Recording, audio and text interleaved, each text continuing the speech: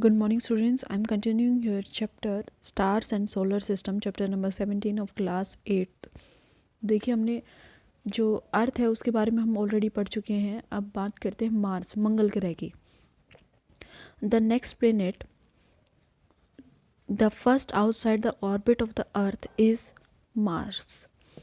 ये कहता है कि जो अगला प्लेनेट है, अगला जो ग्रह है जो अर्थ के ऑर्बिट के जस्ट बाद आता है, वो कौन सा है? मार्स ग्रह, मंगल ग्रह. इट अपीयर स्लाइटली रेडिश, ये थोड़ा सा लाल सा दिखाई देता है.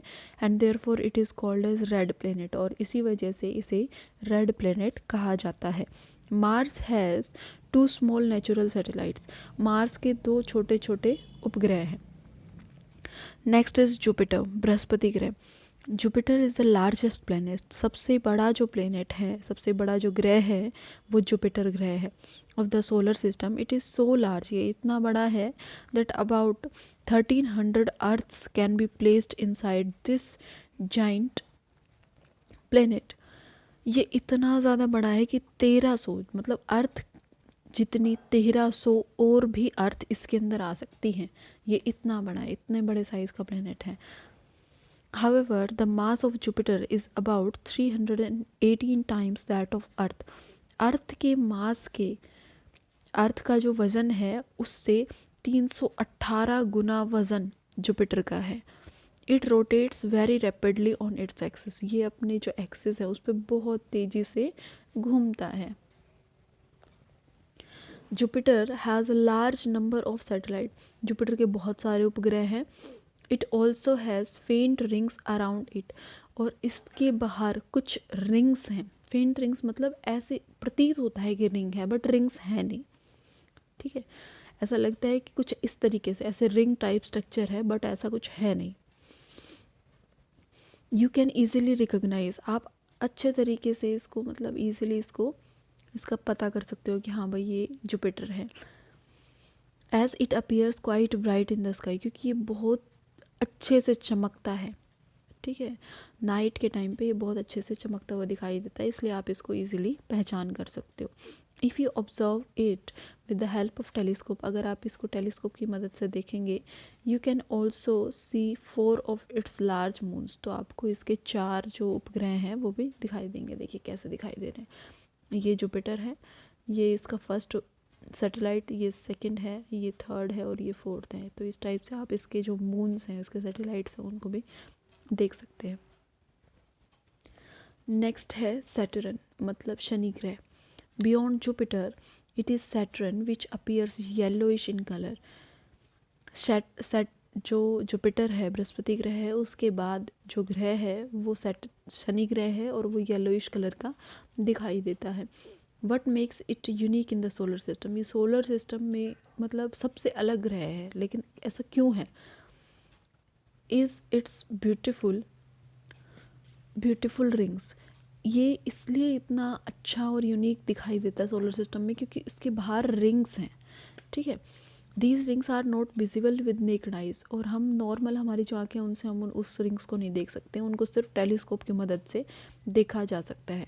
Saturn also has a large number of satellites, जो शनि ग्रह है उसके भी बहुत सारे उपग्रह हैं.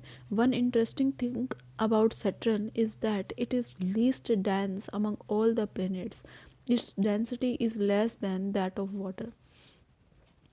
सैटर्न के बारे में सबसे बड़ी बात यह है कि लीस्ट डेंस है. डेंसिटी क्या होती है? Mass upon volume. ठीक है, तो इसकी जो डेंसिटी होती है वो सबसे कम होती है. इसकी डेंसिटी पानी से भी कम है. ठीक है, घनत्व जिसको कहते हैं, तो वो पानी से भी कम होता है इसका. Saturn and Neptune, sorry, Uranus and Neptune, these are the outer most planet, ये सबसे भारी ग्रह होते हैं दोनों. They can be seen only with the help of large telescope, और इन्हें लार्ज टेलीस्कोप की मदद से ही देखा जा सकता है. Like Venus, Uranus also rotate from east to west, Venus की तरह. ठीक है, जो हमने कौन सा ग्रह किया था? शुक्र ग्रह किया था. शुक्र ग्रह की तरह यूरेनस जो होता है वो भी पूर्व से पश्चिम की ओर रोटेट करता है. The most remarkable feature of Uranus is that it has highly tilted rotational axis.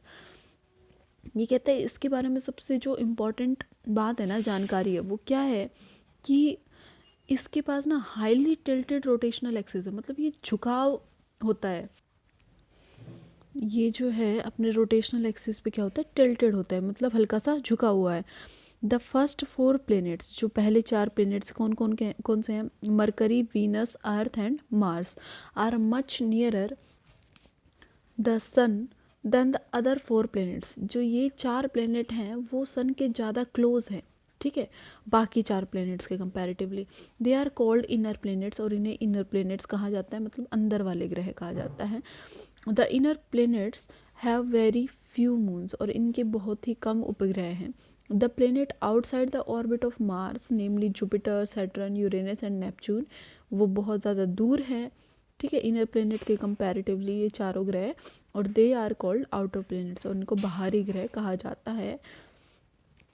They have a ring system around them, और उनके बाहर क्या है, रिंग है, और जो आउटर प्लैनेट्स हैं उनके बहुत सारे मून हैं, मतलब बहुत सारे सैटेलाइट्स हैं। Some other members of solar system में सिर्फ ग्रह और सूर्य ही नहीं है, और भी बहुत सारी चीज़ें हैं। कौन कौन सी हैं देखिए, there are some other bodies which revolve around the sun, और भी बहुत सारी चीज़ें हैं जो सूरज के चारों तरफ घूमती हैं।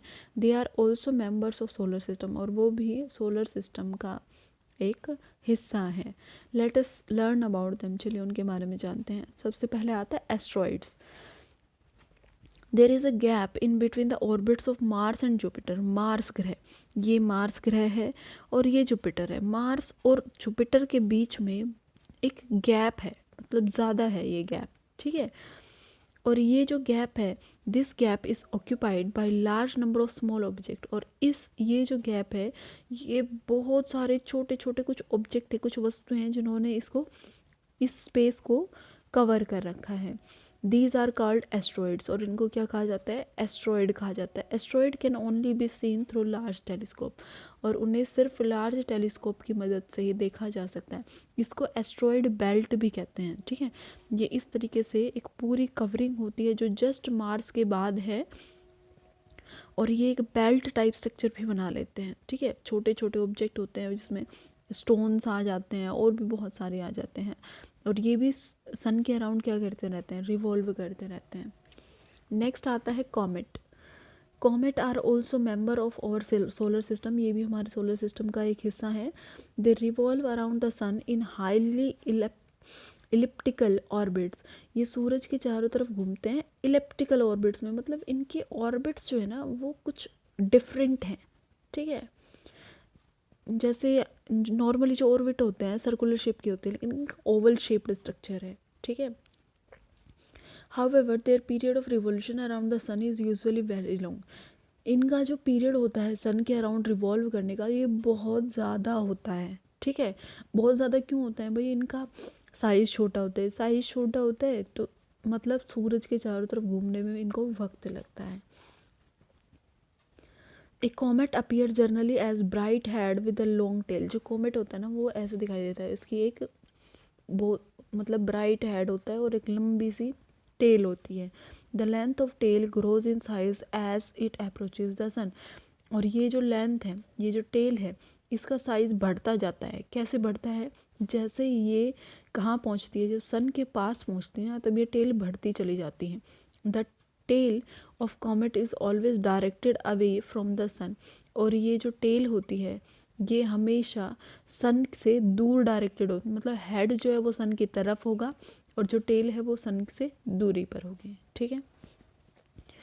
Many comets are known to appear periodically, बहुत सारे कॉमेट्स जो होते हैं वो पीरियडिकली अपीयर होते हैं, मतलब एक डेफिनेट टाइम होता है उनका अपीयर होने का। वन सच कमेट इज़ हेलेज कमेट, और इनमें से एक कमेट हेलेज कमेट है which appear after nearly 76 year, 76 साल के बाद दिखाई देता है। It was last seen in 1986, 1986 में ये लास्टली दिखाई दिया था। Can you tell when Halley's comet will be visible again, अब वो दोबारा कब दिखाई देगा, क्या आप बता सकते हैं। 1986 में लास्ट दिखाई दिया, 76 ईयर्स के बाद दिखाई देगा, तो अब कब दिखाई देगा वो, इसमें 76 को प्लस कर दीजिए, ठीक है, 2 6 2062 में दिखाई देगा। ओके, नेक्स्ट आता है हमारे पास मेट्योर एंड मेटेराइट्स, और ये हम करेंगे हमारी नेक्स्ट वीडियो में। So that's all for today, thank you.